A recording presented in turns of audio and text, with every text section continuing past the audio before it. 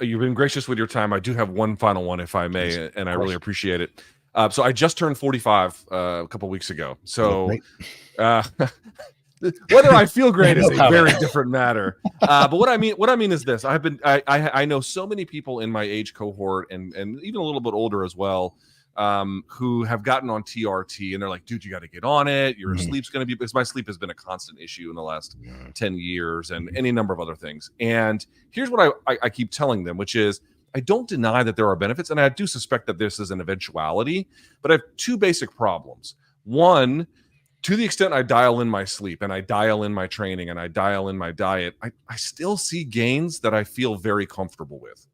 The second thing I would say is, I just don't know if, like, once I've seen Pete Rubish, who was a hardcore steroid user, he got off of it, and it was this long process to rehab his body. I'm not suggesting I would have anything like that, but to the extent I ever have to get off of it for whatever reason, like, once you get on it, is it not that, like, I have to maintain this basically the rest of my walking days, and that gives me some trepidation about when I want to start punching that clock. Tell me how you feel about my assessment of this.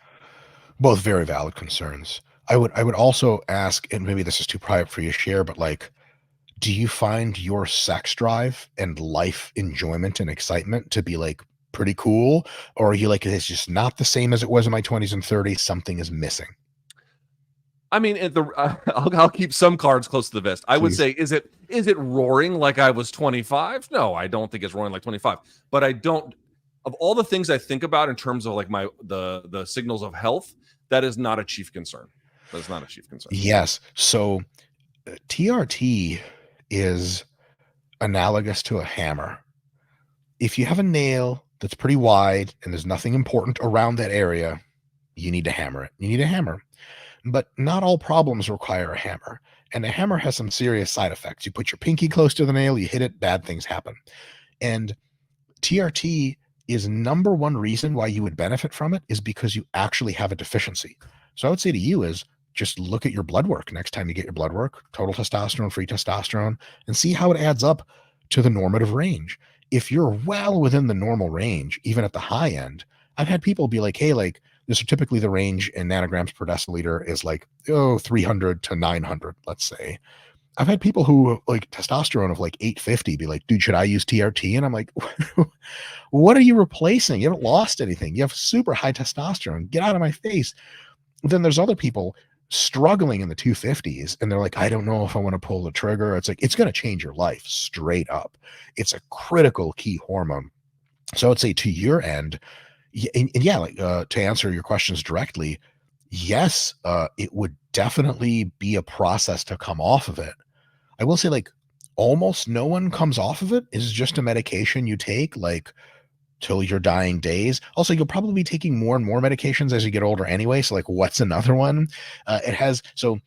You're totally correct that for some people, I say for the majority of people, coming off is a process of like feeling a little weird for a few weeks, then less weird for a few weeks, and then 6 weeks later, you feel totally normal again. It's probably about 90% of all people. But there's a 10% there where like they never get their old levels back and they just, their balls are non functional and they have to be on the shit forever. And so you could be one of those people. Another thing is some people want to get on TRT before having children.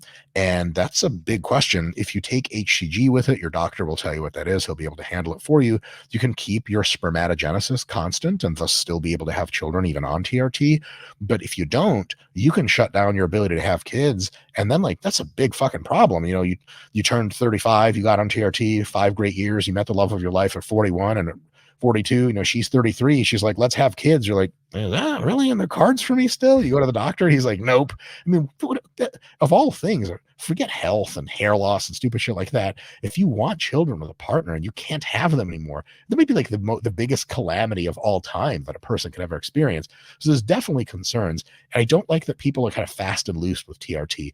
Like, do you so much as like tell a guy at the gym, like, yeah, man, kind of feeling weird today. He's like, TRT, bro, I'm telling you. Like, shut up, Jim.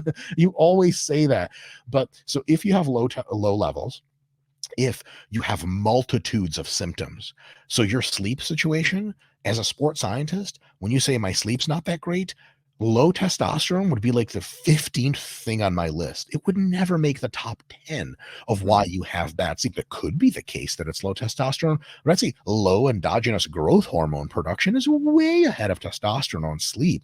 So if you have one or two problems and you have normal testosterone levels, that is not a picture painted for a candidate for testosterone replacement therapy. But if you have like 5 of the 6 typical signs of low testosterone, it's a really big pain in the ass, and your levels come back at 150 instead of 300 or 900, TRT will almost certainly be a revolution in your training and your life. So really it's, do you have a ton of the signs? Depressed mood, inability to get excited about stuff, low muscle mass, gym lifts aren't coming along, your joints feel like shit, your sex drive is low.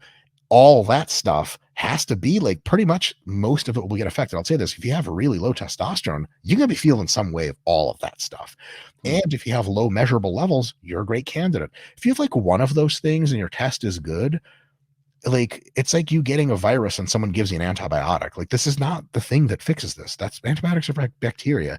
And so it's just a totally wrong answer to a problem that is probably best diagnosed specifically. So like, I don't mean to make a case out of you, but like if you have sleep issues, there's so much to look at of what's causing this way before you ever get to testosterone. That's not to say that testosterone could be the critical cause of your sleep problems, but you'd have to have all the other stuff checked. And specifically, you'd have to have those low blood work levels, because if you have high levels of testosterone, decent receptor sensitivity, any reasonable doctor, when you're like, hey, should I do TRT? They'd be like, why? And you have no answer for them other than like, well, Jim at the gym said so, and he's got veins and he loves TRT. I started taking trazodone. That actually has been quite a significant boost to my sleep. So who knows? More of a direct effect.